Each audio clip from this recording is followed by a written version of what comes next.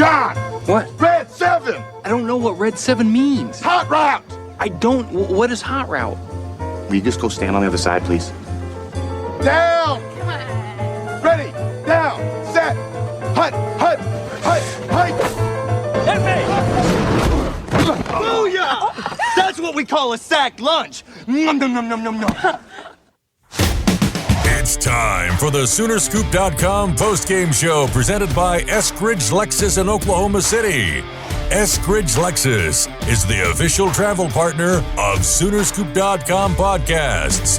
Now, here's your road crew, Carrie, Eddie, and Bob, wrapping up all the action and reaction from this week's game. All right, welcome back. Welcome back. Welcome to a special edition of the Eskridge Lexus postgame show. Carrie Murdoch, Eddie Radosevich here with you as we are caffeining our way through the night. Eddie was yawning. The postgame interview sessions were super, super long. Eddie, I can't help it. I was doing the same thing that you were doing as the show was starting. It's just like, that's the new way of life. Another Minnesota basketball game, and another fan tries to do something stupid, except that they were so ready for it. Awesome tackle by the security guards. Well, I don't understand why. I was thinking this, and I wasn't going to tweet it, but I'll tell you. Anytime these people start, because I think it's like a PETA thing, like just start killing them on the floor. That would be entertainment, like the Coliseum back in the day. You have to stop advocating for the murder of people, all right? Well, I mean, the PETA people, I think that's fair. I think that's the only I don't know fair what this thing one that was can be going to done. do other than rush the floor. Was she going to stab a player? I mean, aren't they like? I like the description. Their hands and shit. I like the description of their what a sleeper cell of chicken people. It's so ridiculous. So anyway, we're here to talk about the scrimmage. I mean, just getting out of Norman today was kind of a zoo in itself. But I will say, awesome. I mean, I don't think today amazing day, and just a buzz, and you could tell like it was. I'll say this, like Brent Venables, you did a fantastic job of making this about family, whether it's former players, whether it's current players, whether it's fans in the stands. Like, there was a message sent today that I think Brent Venables and few other people could send it. And I don't think Bob Stoops, he just doesn't operate this way. No. But Brent, he says, you know what? We are a family. We're in this together. This is something special that we are all trying to take care of and we value and we love. And so let's do this. Like, let's make it. And look, you have to win football games because that family will turn on you on a dime. 100%. But with everything that this program and the fan base has been through, and the fact that Baker Mayfield was there today, he finally got to unveil his statue to the masses. It was I dare say, magical day on Owen Field. Magical. I was going to say therapeutic. I think that today was just kind of and I think that the way that the press conference ended with Brent and the question that you asked, Carrie, was perfect for kind of an exclamation point to the spring in which had been a pretty tumultuous 4 months. And for them to finally get to the end of that, it was kind of a celebration. It was a celebration, and there was some football on the side. And, obviously there's going to be a lot more people that are interested in the football side of things. But I thought today was just, it started from the time that I got down to Norman today. I mean, I got down there around 11:30, and I thought I was going to be fairly early for the 3:00 kickoff and get off on Lindsay Street, and it was backed up all the way to 35. I mean, it was one of those atmospheres that you just felt like it was going to be big. And then walking over to the stadium earlier, it was, you saw all the guys that were in town last night at the Baker kind of player reveal. I heard that the Oklahoma dinner. City was bumping with a bunch of former players last night over the Jones Assembly. It was a perfect weekend. And, I don't know if Baker would ever say this like publicly, but it couldn't have been a more like returning to a situation and, quote unquote home or whatever you want to call it.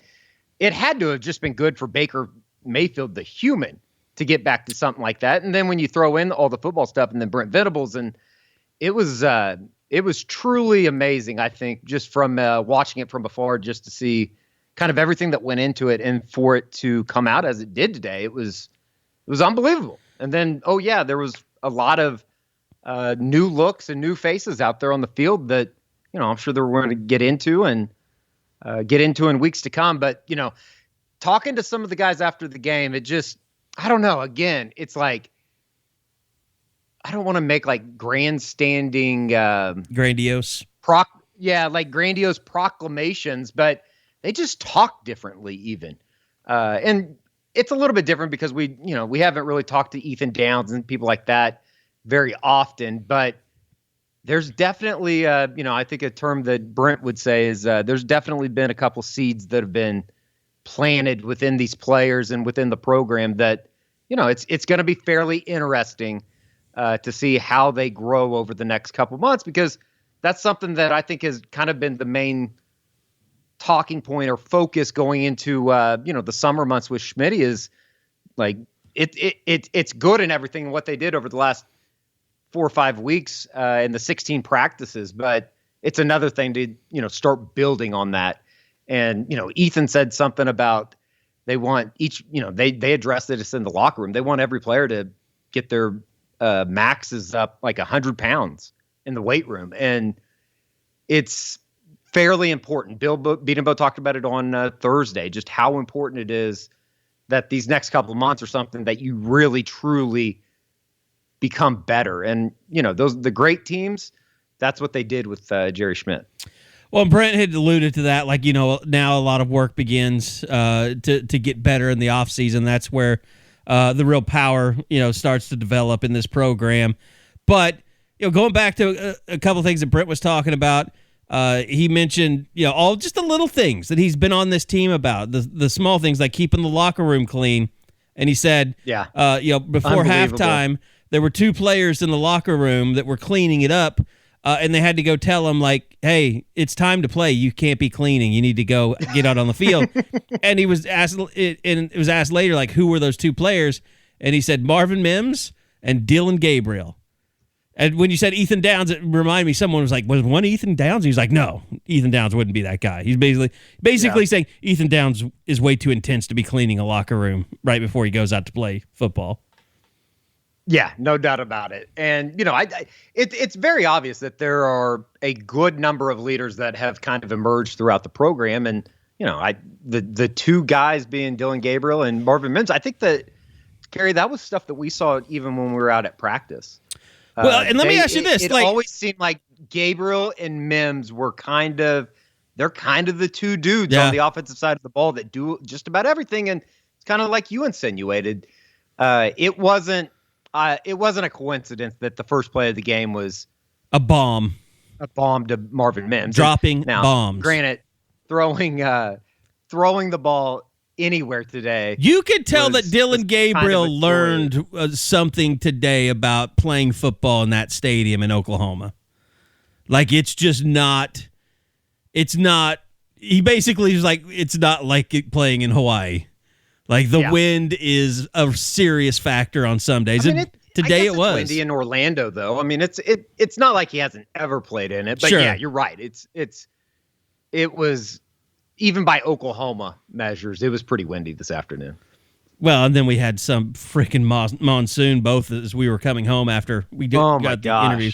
Tornadoes everywhere. It's like, if you came to Oklahoma today, you kind of got the full treatment. But well, it was. I mean, that was the other thing that was the other thing that was weird is just that the day, even in the morning, like overcast, it had that kind of humidity, tornado-ish feel it was to it. A stormy day.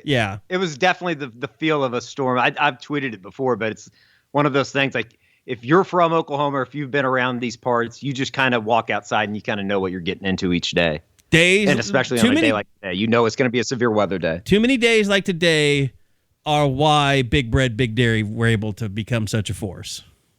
Oh, no doubt about it. There's no doubt about it. It was awesome, though. I don't think I could have ever expected 75,000. I thought it was like I always kind of said 60. I said 60 the whole time. Yeah, I hinted at this on like the U40 stuff. It was just like people were so worried about the attendance. I was like, people are gonna show up. If it's nice, people are going to show up because it's a passionate fan base. And I think that they wanted to make a little bit of a statement to the folks out west. And I mean, it was. Are you concerned? Are you concerned about the administration and them being all in after the gate situations? I mean, Brent said it was up to the fans. It was up to the fans to be uncommon. That they were doing everything they could, and the fans needed to do everything we could. Did the administration do everything they needed to do? Are they all in? Like, is there some blame to be had for them?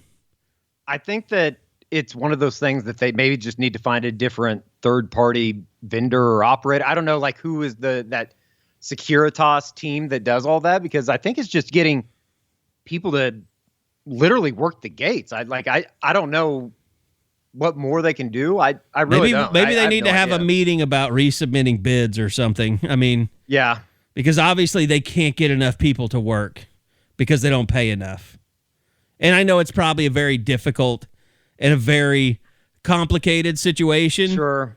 But you went into this game like it's kind of disturbing to me, and maybe I'm picking at something that doesn't even deserve to be picked at. But it's like the fans bought in what Brent Venables was selling. 75,000 of them showed up, and it seemed like the plan was just to have it in the lower bowl. And the players talked about it, before in the post game. They're like, we thought that maybe the lower bowl would get full, but then they had to open up, the upper bowl, the upper parts of the stadium. Like, see, I don't know though, because I think, like, I was told this morning as of like 6 a.m. they had sold 70,000. They knew they had sold 70,000 tickets had been sold as of this morning. So I don't know. I mean, they kind of knew that they were going to get that crowd. I really don't. I have no idea. I don't know how any of that stuff works. Yeah, that's a discussion that I'd have to have with Joe C to find out why it turned out the way it did. But I mean, look, it's the most I've ever seen. It's the most anybody's ever seen in their lifetime. It's not like crazy. It's not like a USC thing where it's like, well, we only kept records until we only started keeping records until the 90s. I just kept thinking, like, this is a spring game. And then just on top of like all of the fans that were there, I think the number was like 250 in terms of former players. And there was a lot of former players. I think everybody saw the former players on the field before the game, but it was even more than that in the stands that just didn't come down. I mean, it was a who's who on the sidelines down there, though. You know what I appreciated, though? I mean, you have 75,000 show up, and that game was coached to matter. Like, you don't see quarterbacks get 28 throws in a spring game. No. And Dillon Gabriel was literally sprinting from sideline to sideline to play quarterback for both teams for almost the entire first half. I don't know how he wasn't just like completely exhausted. It was crazy. I mean, it reminded me of Baker Mayfield's pro day, where he'd throw a few passes and then he'd sprint to the other side of the field, and then he'd throw some passes, he'd sprint to the other side of the field. Yeah. It was wild. A lot of fun. I mean, obviously, I was telling you down on the field, Carrie, it's so hard to like really truly know what you're getting out of a spring game, because it's like, well, if he makes a bad pass, was that really like Josh Eaton that breaks it up, or was that a poorly thrown ball? But there are certain things that you could see, and the Kendall Dennis interception, was he? Yeah. Is that just a case of Jalil Farouk not really playing the ball correctly on a back shoulder, or like you just don't know? But I mean, there were clearly some passes that were thrown. There was a pass to Drake Stoops that was just a little too high. There were some passes that were behind people. There were some passes there was a Marvin Mims that was a little too out front of him. Just little misses here and there. But it's the first time he's running this offense in front of 75,000 people with new players, new receivers, guys that he's never played full adrenaline football with. I mean, I thought it was okay. I mean, it's not like, Caleb Williams good at this point, but man, that's the first time that we've seen him. And I will say this, I did like his athleticism. Yeah, there's definitely a element of being able to keep plays alive. Just kind of getting used to from like a completely off subject type of look at it. It's a little bit different from a video standpoint because they do like tempo when they after the first down, so fast. They want to be on top of the ball. They want to go. It's kind of tough to shoot in a way, but it's I don't know. It was pretty good. It felt like they generated a pretty good pressure up front. I thought that, Jordan Kelly, he looks the part out there these days. The biggest, if you wanted to have, like, for me, the one biggest takeaway that I had from today is that Javonte Barnes can play. He's going to be able to give you some production as a true freshman next year. And little disappointing that Marcus Major wasn't able to go today. Purely precautionary, same as DJ Graham. I wanted to see some of those guys play, but the flip side of that is some of those other guys got an opportunity, and I don't know how much the what is his name? The Tawi, the JUCO running back kid. I don't like. He's a little bowling ball. There's no doubt. The Walker kid, yeah. No, I liked him. He actually pissed off Bob Persbillo today because Bob picked Todd Hudson to be his star, walk-on star of the day. Yes. Tawi Walker, 55. And Tawi Walker, 55 yards. I mean, like, Walker is a big physical guy. He doesn't have a lot of shimmy, a lot of shake, he doesn't really put his foot in the ground and change direction all that. No, he's just going to run your ass over. He's just going to try and get around you and then just strength his way past you. I'll tell you what, he ran over, or he didn't run over, but he tried to run over Kip Lewis one time. And he ran over Kip Lewis. Oh, so we're calling that a run over? Yeah, Kip Lewis got a little welcome to college football today. Yeah. I mean, Deshaun White blew up the first play of the game. Yeah. That was one of the better hits of the and that was Javonte Barnes. Afternoon. Yeah. So, I mean, it was good to see, Kendall Dennis, we mentioned, had an interception. Justin Harrington separated. Was that Javonte Barnes from the football at the goal line? Or was that Walker? That was Walker. He had the fumble. So you saw that. You saw, like you mentioned already, Joshua Eaton made some plays today. Yeah. I mean, I'll tell you what. Jaden Gibson, he's obviously young. I think he had tweeted some drops after the game early talking about how nervous he was. Yeah. But, I mean, that touchdown reception that he had, he kind of opened up in the field. And, like, if you watched any of his highlights that were up from high school, that's exactly the type of play that he makes. He makes a nice grab over the middle and then just outruns everybody. And, I was heartbroken to see Drake put it on the ground that one time. But I know. It's so weird. And Brent talked about it after the game, but you look at the stats and the white team outplayed red. Like, statistically, they outplayed them. It was just the 3 turnovers, and go figure. Well, and, Joseph Wette would have had a pick today if they hadn't called the quarterback down, like, by the hair of his chin, which was kind of funny. And you did see, like, Isaiah Coe got hurt early, but then he came back. Who was it that got hurt late? Oh, it was Woody Washington, but he walked off on his own power. So I think we got through today without anything serious.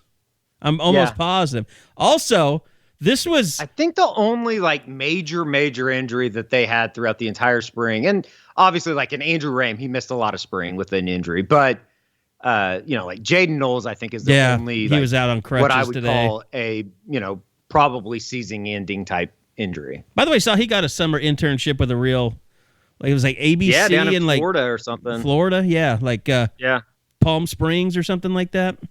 Yeah. There are guys, though, out there that, like, I thought Danny Stutzman, the way that he just runs to the football. Yeah, I wanted to mention him. I mean, I'll say this. Be good. Like, he and TD Roof together out there looked pretty good. Yeah. They looked like guys that have played a lot of college football together. But the thing about it is, like, when he's out there with TD Roof, not that TD Roof looks bad. And, man, Jaron Kanak, man, he looks – I've not seen a freshman linebacker. Like, we all know Kobe McKenzie's big, but you can tell he's kind of figuring it out a little bit.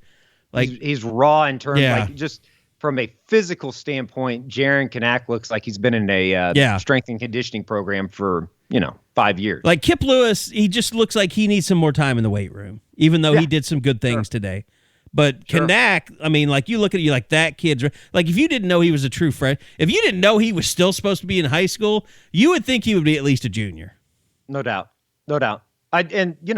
Statistically, Marcus Stripling had an incredible day. Great day. 4 tackles for loss and 2 sacks. 5 tackles. I mean, there's a lot of guys on that defensive line that, Jeffrey Johnson had a really nice couple plays, tackle for loss against the run type plays. Who showed a little bit today was Jordan Mukes.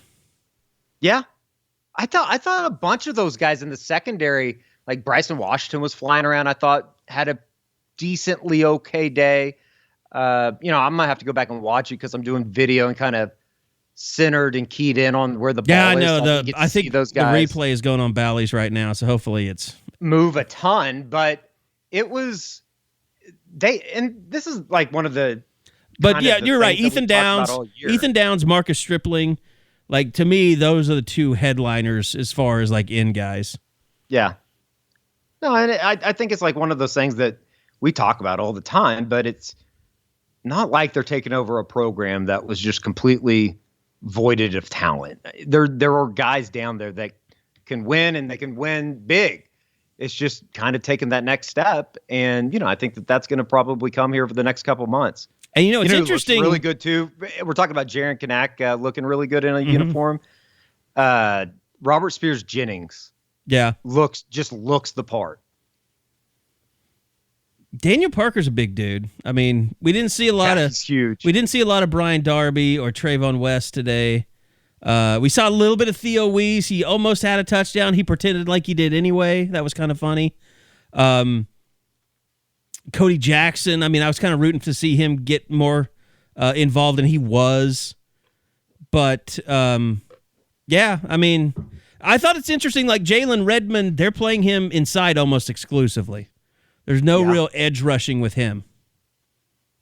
Which, if you're Jalen Redmond and this staff comes in and says, this is how we see you making it to the next level, you're like, okay, I can deal with that. It's so funny, like talking to those defensive guys. I think that obviously the coaches have done an incredible job on the defensive side of the ball, getting those guys to buy in. But it just has to I asked a couple players this during the spring, just as far as, the ability to kind of dive in head first with this new coaching staff and not really ask any questions about it. Like when you have the resume that those guys have and, basically, Todd Bates, he produces NFL guys. Brent, obvious. Like it just seems like it's so much easier for those guys to buy in and say, yeah, they've been there. And they talked about it. I think Brent said this after the game, but it's like, and they've said it a couple times here over the last couple of weeks that I feel like it's really starting to be almost reinforced in a way that it's like, we've been to the top. We know how to get there. None of you guys have. And that's such an interesting way to say it because I don't think that, we've really ever heard that at Oklahoma in a way of somebody coming in and saying, you haven't won a championship or at least the national championship. Like, don't think that you've really accomplished anything because you haven't. Maybe I'm reading into something that's not there. I think, since Lincoln came in, it became kind of like the offense got all the respect and the defense was like the little brother. And it was just like everybody was like, when's the defense going to lose this game for us? Like, I mean, just like you go all the way back to the Rose Bowl. It's like that kind of became the point where defense just kind of became the little brother. Like, we got to carry them because they never have been able to put it together. And like, it was just like you look at the career of like Jaden Davis. It's like he starts off, like a house fire, and then he regresses a little, and then you bring in a Key Lawrence or Woody Washington, whoever, and like then they just take over. But it used to be like you would just keep going through that, and I don't know why it's always been in the secondary mainly, but you would have that thing. It was like people wanted to get rid of Pat Fields, and they should have. The year they lost at Iowa State, he had a terrible game.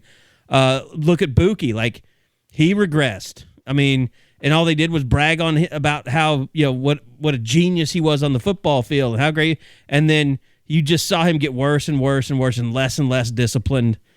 Like, I got to think that it just became like this snowball effect. Like, anytime something would go wrong, it's like, oh, here we go again. This guy's going to regress and get replaced by somebody else. Yeah. And I think there's been a lot of that. That mentality just kind of crept into the program. And now they have a chance to start new. And they got this guy, Brent Venables, that's known for building defenses and putting guys in the first round. And they could be like, okay, well, this is how we're going to fix it. There's just such a energy about Brent, even when he talks to us. And I mean, we get the very small sample size of all of it, but it's just, he's an evangelist. I mean, he just is so inspiring. Like, he could lead a cult. I mean, and that's basically what he's trying to do. And I think that there's going to be a lot of people that drink it. Like, I find myself like sitting there thinking like, it's a cult in a good way. It's not like an Aggie cult. It's not it's not like a cult where people just do stuff that has no rhyme or reason, but they all keep doing it over and over because they've always done it. Like, this is actually a cult where you get things done. I don't think that I ever realized, and you'd be able to tell me if this is something that has just been almost become a new, because you covered Brent the first time around, but I just never saw him as this like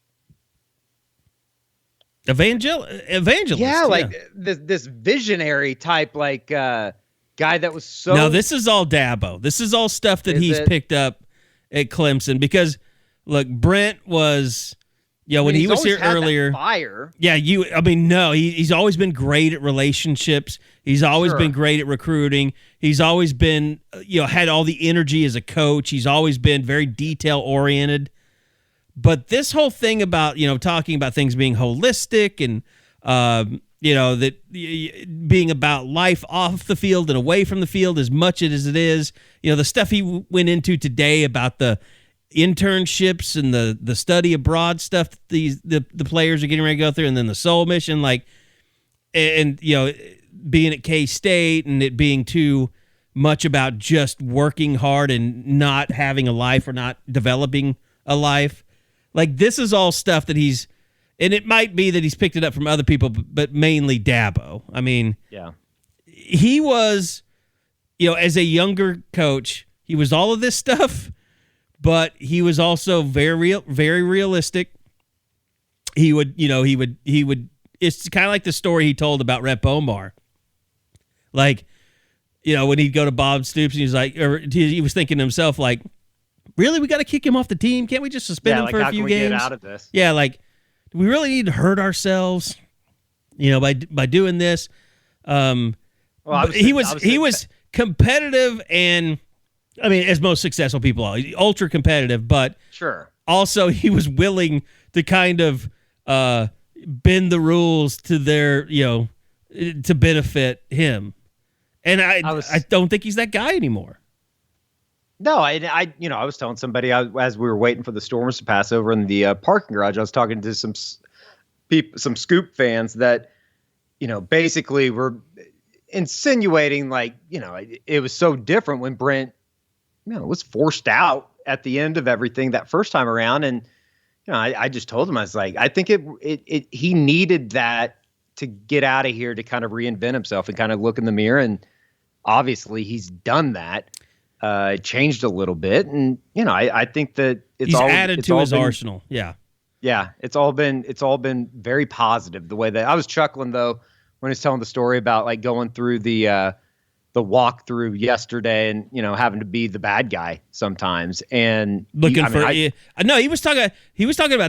looking for that today. Like, he was looking for someone to not run off the field at full speed, and he never could find one. He was kind of disappointed. Like, he wanted He wanted to chew somebody out. He wanted to jump somebody's ass. And he said, I'll never get, not that he'll never get tired, but he'll never feel bad for being the bad cop or whatever. Yeah. Like he'll always play that role because he knows it makes everyone better.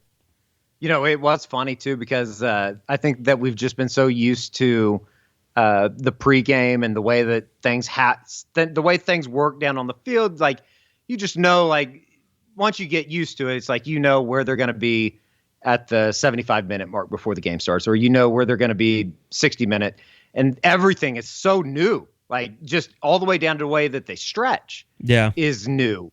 Locking arms to walk off the field after they get done with the pregame and that kind of stuff.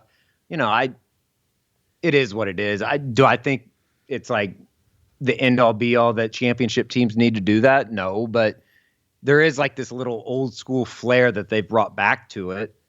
That I think people will certainly appreciate if they're winning. Well, we were joking, like, okay, they're gonna sing the OU chant and stuff. Like, they're gonna have to put the words back up on the screen like they used to. They might need to do that. I'm just trying definitely to might need to do that. I always remember, like, I don't find that really an insult, because, like, I never memorized a single hymn. I don't know about you, like with the Catholic Church, if like that was something you had to do. I think I did younger. I don't know if I remember that. I would just totally fake it. Like I was like, how do these people know the words to all these different songs? Like, I never understood that. Yeah. I guess by the time you get out of there, you probably know the words to the alma mater and stuff like that. But there's no test you had to pass in being a Baptist. Like, you had to learn these hymnals. Sure. The old cross or whatever that is. It's the old oaken cross. I don't know. That's why there are mega churches now, because of the hymnals. It's so old style. So anyway, no, it could not have gone better today. And even, I'll say this, like, going back to some of the Baker stuff, I was shocked that it just didn't clear out after halftime. I think people really wanted to, I don't want to like say send a message. I don't think that was it. Everybody needed that. Everybody needed that. And you got it in like small little doses, whether it be the, even to a certain extent, the celebration out at the airport when Brent landed, and then the next day with all that stuff. But that was truly the first time that I think that a lot of people were able to kind of put one foot forward as far as the football stuff goes. But I think it's something I said back in the beginning. Like, I think fans needed to see Brent take over this program. Like, they needed to see that they were moving on from the old regime. And like, sure, it didn't make it any easier that USC was playing on ESPN today just before OU kicked off. But, and you're still going to see that crap, and I'm still going to see it because I follow so many USC guys because I like them, and they're just in the profession. But for everyone to see Brent Venables coach and see his identity as a coach and see the players react to him in a positive way, and watch, Baker Mayfield endorse him today like he did, and to see Bob Stoops out there on the field being part of things. Like, everybody just needed to see that. It was closure. It's an opportunity now to move on. Like, I asked Brent Venables, is this a milestone for you? Today was a milestone for the fans, I think, as much as it was for Brent Venables. No, I think it was. And it couldn't have gone any better. I think that everybody really enjoyed it. And it's, the honeymoon period is still here. But again, and we've said it before, none of the shit's going to matter if you go up to Lincoln and turn the ball over 4 times in the first half. Right. None of this is going to matter if you go down to the Cotton Bowl and lose. But if you can keep building each day, which it feels like there is a certain level of buy-in with this group, that in a certain level of maybe like naive belief that everything's going, that you have to work for it, that nothing's given, the mentality that Brent has brought. What he says to us, he's not just saying that. It's not lip service. He believes it. Yeah. He believes it. And I think that, just hearing some of the players and the way that they talk, there is a belief that they're headed in the right direction, that greater things are going to come. It's just about continuing to build on top of that each day. And I don't know. I guess if you want to get into some of the negative stuff from today, it's very apparent that, I think Nick Evers could end up being a really good quarterback someday, but they have to, and Brent, was pretty honest about this after the game. They're going to have to find a backup quarterback, whether that be through the portal, whether that be through, continued development from Ralph Rucker or Nick Evers. There's not much behind Dillon Gabriel in terms of depth at the quarterback position. And it shouldn't be a difficult sell because basically you're saying, look, Dillon Gabriel's probably here for a year and then he bolts to the NFL. Like, everybody knows that that's his timeline. So, he has 2 years though. I know, but I think he's been pretty clear, to me at least. It sounds like, and talking to other people, it sounds like he kind of came in here with the expectation of, I'm going to play a year at Oklahoma. Sure. I'm going to have a really good year, and then I'm going to go to the draft. Sure. Because, he's played a lot of football. I just don't know what the portal looks like. And I guess we'll see here over the next couple of weeks as spring games wrap up. I think today there's 22 spring games, and that's the final. It's the final weekend of spring football across the country. But and I think that's I asked Marvin Mims about that. You might have been over with other players at that point. But I mentioned so you had all this stuff. Theo Weiss went to the portal. You lost a quarterback. You lost a wide receiver. It's been tumultuous on the offensive end. Yet he was a team captain today, and he and Dillon Gabriel seem to have a really good relationship. Is all that over? Is it stable now? And his answer was basically, yeah, everybody is all in. And I think regardless of what you thought of Dillon Gabriel's performance today, that was the most important thing about this spring, is getting all those offensive guys back in the fold.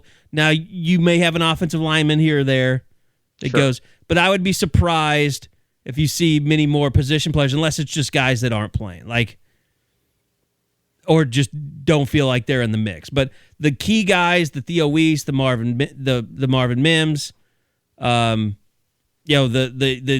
Braden Willis, I got to think those guys, they feel like they're all locked in, and all that, stuff because Lincoln left is behind OU. Yeah.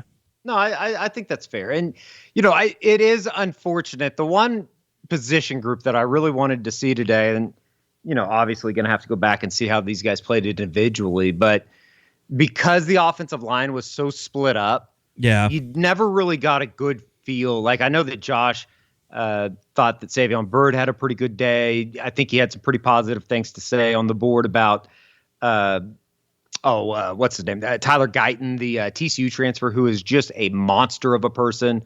We've heard Wanye Morris has had a really good spring. I think that he's kind of solidified himself, at one of the tackle positions. But who's going to be that five? I don't know if we really know that yet. I think we learned they don't really go three deep at center today. No. The loss of Ian McIver is real. Well, they need to, obviously Rame is going to have to stay healthy. And, I think Bill likes Conjul. It just, I don't know. I don't know if. No, I'm saying Conjul is fine as a backup. But yeah, Rame, but the kid from Midwest City that's like a Northern Colorado transfer, he had a rough day. Ergenbright or whatever. Yeah. Mm-hmm. Yeah. Yeah, that position, and it seemed like it was a little bit sloppy up there too today. I think they had a down the field block. Had several down the fields. They had just, and at one point, I think full starts here and there. I think Jeffrey Johnson had a hands to the face the very first play of the game, the Tulane transfer, and Brent Venables was not happy about it, and he had the microphone with him. And I don't know if you could hear this down on the field, but like it picked up him just going, blah, blah, blah, every week. Sounds like it's he was so mad. Something that happens a lot. Is that what you're saying? I guess so, yeah. I think Bray Walker, I know that 70 was called at one time. Yeah, he was down the field.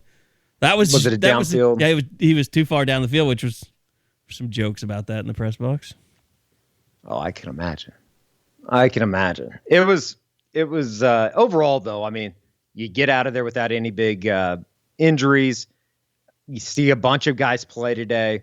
You know, I'm particularly interested in, I keep coming back to him just because I find him to be such a fascinating guy as far as just athletically what he has been given. David Awegbu. Yeah. See what he can kind of turn into here over the next couple weeks or next couple months before the season begins. There's pieces there. I mean, it's obvious that there's pieces there. By the way, I think the good to great thing has become kind of a talking point. You know what we learned today? Michael Turk might be in trouble. Because Josh Plaster was out there plastering punts. Dude, he has a leg, but the coffin corner that the one that Turk had, the coffin corner with the wind. 60 and Plaster had 2 inside the 20 today versus 1 for Turk. And he had the longest punt of the day, 62 yards to Turk 60. You know, it hasn't been talked about because it's not. They're both from ASU too, by the way. If you forgot about that. Plaster went to ASU too? I think he's another Arizona State transfer, isn't he? Or was it a kicker? I didn't realize that he was a Arizona State kid. He might be. I don't know. You know, the interesting thing, like, well, Plaster just did the latest hang time with him. Oh, did he? Yeah, he went to Arizona State. Yeah. Wow. I did not realize they were out there working out together in the last hang time video I watched. Supposedly Plaster has just an incredible leg. Like a very...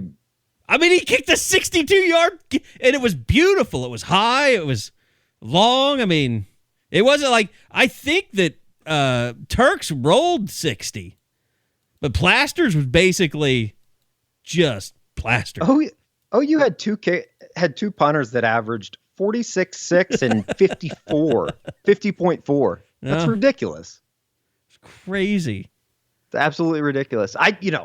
We haven't talked about it, and it hasn't really come up this spring, but it is going to be interesting to see what they do as far as replacing Gabe Burkett. Yeah, I was thinking about that. You watch kickoffs, it was hard to tell because, you know, one, they're kicking into the wind, or they're kicking with the wind. So knowing exactly how many times you're going to see things go out of the end zone, that was tough. But I believe all the extra points were made, so... Yeah, they were all made, and Gavin Marshall made the only field goal. 21 yards. Schmidt made the other ones, the extra points. But, you know, it's not that big of a problem until it is of not having a kicker. So I guess they can have a couple days to figure it out. Isn't it amazing that Lincoln Riley really didn't seem to give a shit about special teams, and he had the greatest place kicker in the history of OU football?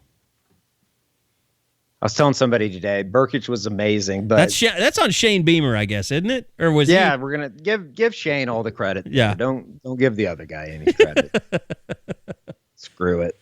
Way to go, Shane. Good job. He was unbelievable. Love the guy. Yeah, I mean, by the way, Eskridge Lexus, want to remind you guys to check in with them. If you've got a Lexus, you need some service. It's probably a good time with the weather heating up to go by and get your service scheduled. But also, I think this is how I didn't talk to Ed today. But basically, if you want a Lexus, it's not like being on a wait list for a watch, like a Rolex or something. Like if you want a Lexus, just call Eskridge. Say, hey, this is what I'm looking for.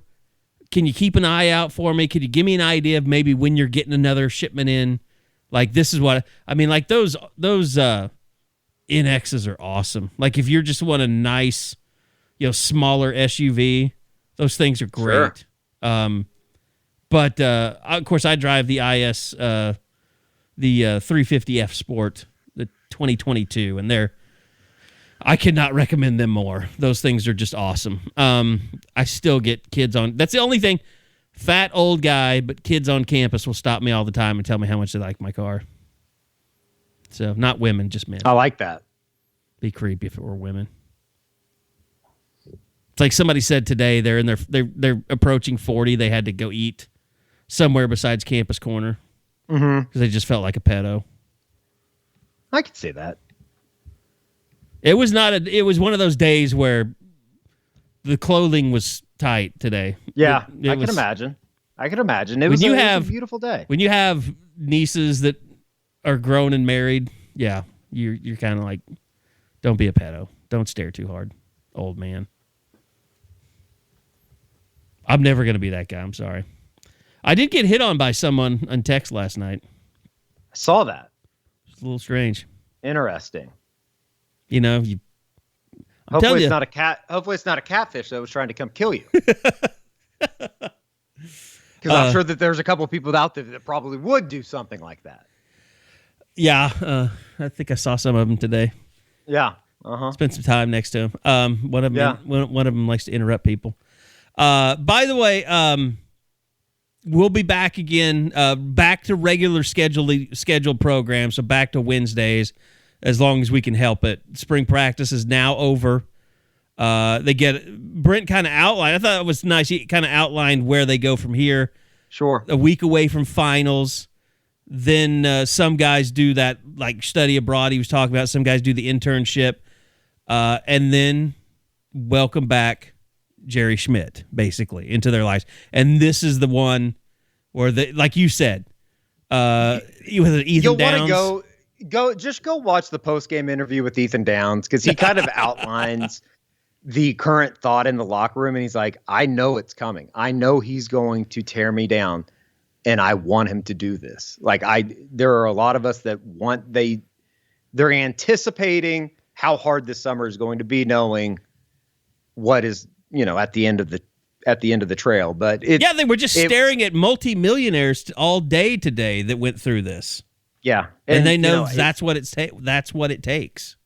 And the one thing that each one of those guys will tell you is, Jerry Schmidt played a big role in how they were developed and what they did.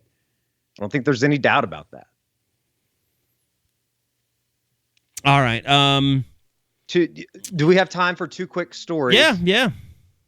By the way, let me just say this. My favorite part of the day, well, there was two favorite parts, and they're both involved with Baker.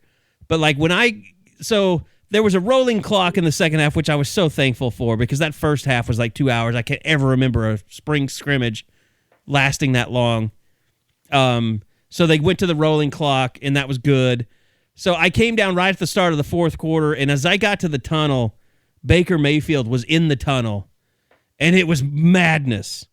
Every little kid that was down on the field was getting a picture with him. Like Emily was standing there just trying to stay out of the way, I think. And I was just trying to get through, And then, I didn't care if Baker saw me or I said hello or anything. I just wanted to get through because I wanted to see what was going on the field, come over, talk to you, and then saw Gabe, and he came up and we talked for a little bit. Nate, always good seeing him. But, that was great. And then when he came into the red room and started coming down the stairs to go to the podium, that's the biggest case of deja vu I've had in a very long time. Yeah. That it was just like, wow, that's strange. Man, I forgot what that was. Yeah.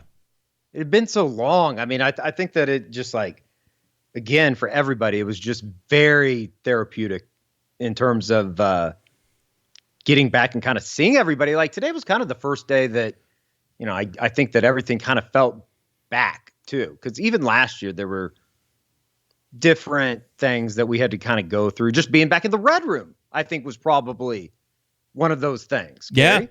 That was the first time we've been in there in 2 years. 2 years, yeah. Since 2019. And I felt bad because I wanted to go see Tony Jefferson. I wanted to see Lewis Baker. I wanted to see GK, Gerald McCoy. I don't want to bug people. I was just hoping they kind of would walk by. And a few guys did walk by. I got to say hello. And that was cool. But yeah, it's always good seeing those guys come back and remembering you and appreciating you and just talking to you. So that was just the best part of the day. Yeah, no doubt. And I was kind of the same way. I wanted to say hi to Orlando and Creed and some of those guys, and just never really had a chance or an opportunity to go over and holler at them. So now you had a moment with Baker before. We did have a moment right? down on the field before the game because I got there way early. So I was like out there at 11:45, and him and Joe C. and Emily and kind of his whole little posse were walking back up the tunnel. And I was talking to Zach Selman for a second, and then Baker came over and we hugged it out, had a little bro moment for a second. And he was asking me some weird questions about soup. And so that's what cereal led to the post-game stuff. Yeah. If cereal is a soup, which like kind of blew my mind. I don't know. I didn't really have an answer for him. And then the other moment I had was with Kyler, and he came up and gave me a big hug, and he said, "You're looking good." I said, I'm trying to lose weight for you, man. I'm trying. I need a shirt someday. I'm trying. I'm trying. I need to. That was. I mean, down just to the XL. We didn't mention that though, but how awesome is that Kyler came back and was just such awesome. A big part of it? And I think people look at him kind of standoffish and what he's going through right now with Arizona and. Anything but. I think Kyler is just very misunderstood because he's so quiet. Yeah. But if you get to know him, and I wouldn't say that I know him by any means, but I did loosely talk to him probably more just from the baseball side of things over there because it's such easy access. Yeah. Really good dude. And it was cool to see all those guys. I wish Sam would have been able to stay around on Saturday. I think he had a family obligation today, but he did go last night to the thing. Yeah. And I think there were people like, why isn't Sam here? I mean, that question was being asked a lot in the press box. Yeah. I said, I don't know. You have to ask Eddie. So I'm glad you addressed that. Yeah. He had a family obligation that I think that he even missed some stuff last night to stay around for that thing. So that was that. And he wanted to be there. I don't think he could. So. And I'll say this, like seeing Jason White down there kind of made my heart sing a little because I've had conversations with him lately, coming off of the Lincoln stuff. Yeah. And you could tell it really bothered him that he had not, that the former players weren't a bigger part of the program. I mean, we've said it before, but it is night and day different.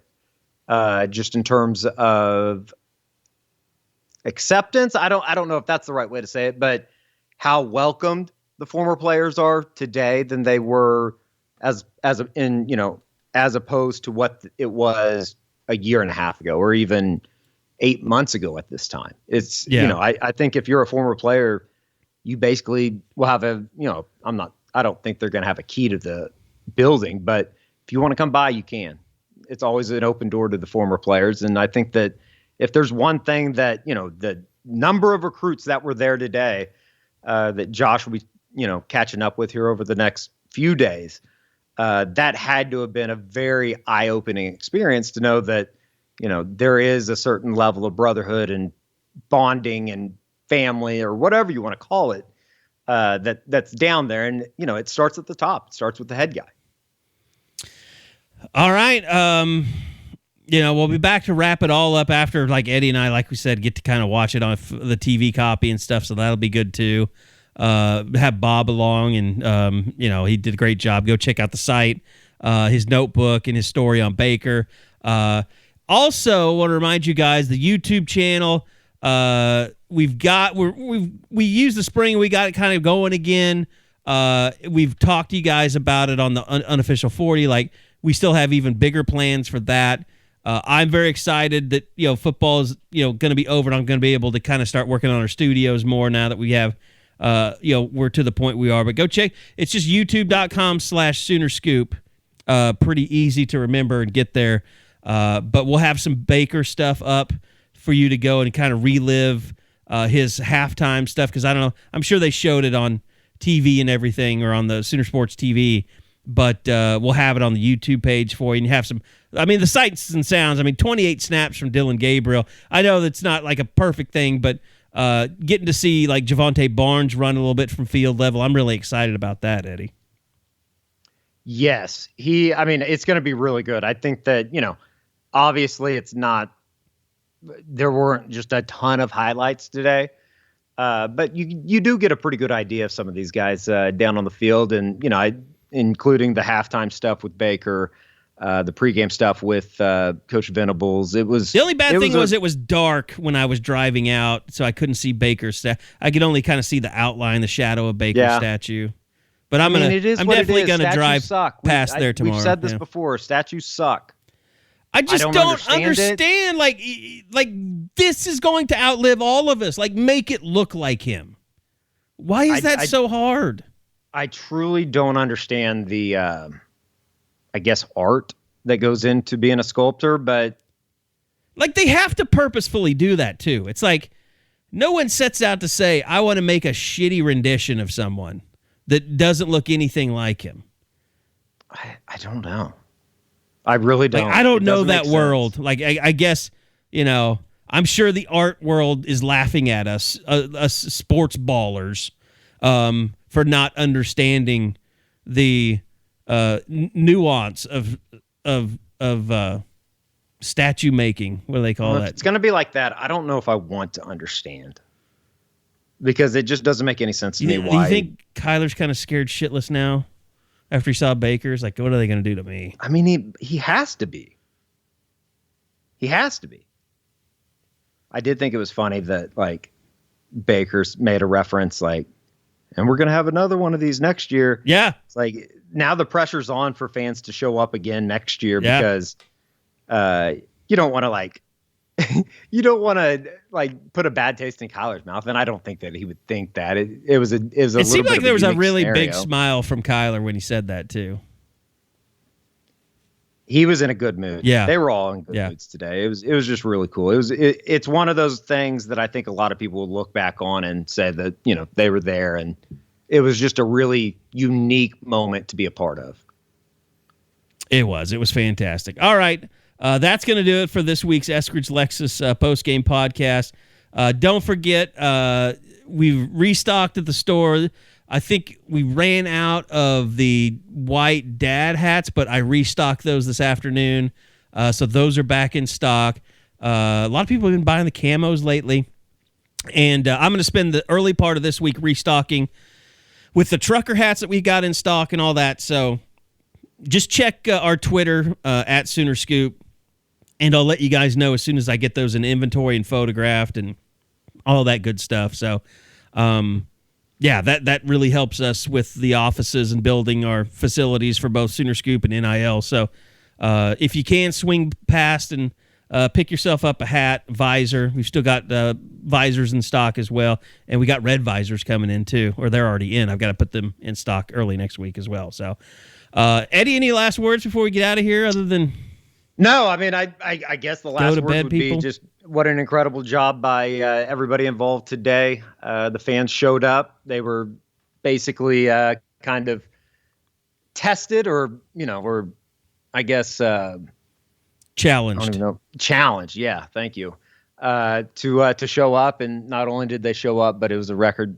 Kind of almost a historical day, if you will. If you really want to get into, I guess the power rankings of attendance at spring games, but it was unbelievable. It really was. And I know 75,000 is just unbelievable. The gate thing was not great, but I do think the administration deserves credit for, just the overall. I mean, it was amazing that they got out there and they had it all timed really well, and that Baker had his whole ceremony. They put 25 minutes on the clock, and I think when they were done, there was like 7 minutes left. So it was just funny. At halftime, they give Brent the mic, and it's like, oh man, how long is he gonna go? He's gonna talk. He's gonna talk the entire time. Well, the funny thing, it was like Bob just sitting there staring at Brent. I had to wonder what's going through his mind. Like, who is this guy? He gets so passionate about things, and he gets off on like these little tangents. But and I put this on the board the other day. It's like, if you really like listen to what he's saying, it's not a bunch of bullshit. Like, he's not rambling to a point where it's not of substance. Like, there is something there. You just gotta kind of got to be attentive at what. Let me ask you this one last thing. So like Brent, when he did his first thing before they played and went to the locker room and all that, or kicked it off, like he gave a boomer and the crowd gave back a great Sooner.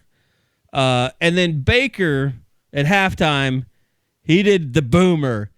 And did it sound to you like the most angelic Sooner that you ever heard in your entire life? Like it was all so in unison? It sounded that way in the press box.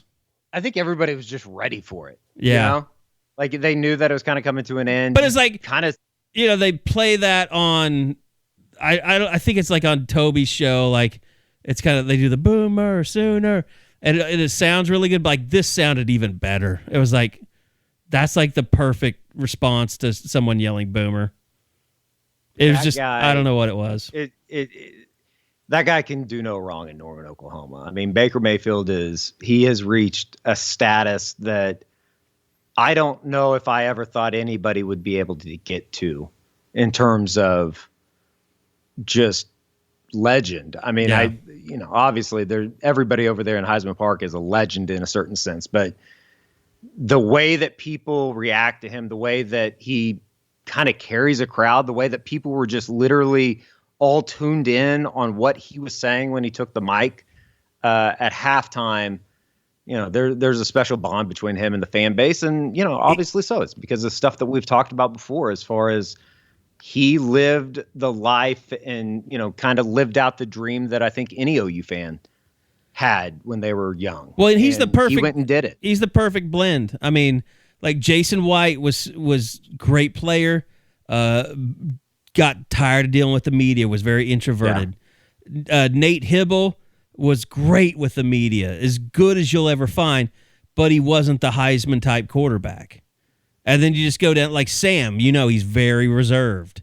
Yeah. Was not a man of the people. I mean, didn't come off that way. Baker wants to be that. He wants to be that guy. He wants that. Baker had no problem with wearing his heart on his sleeve.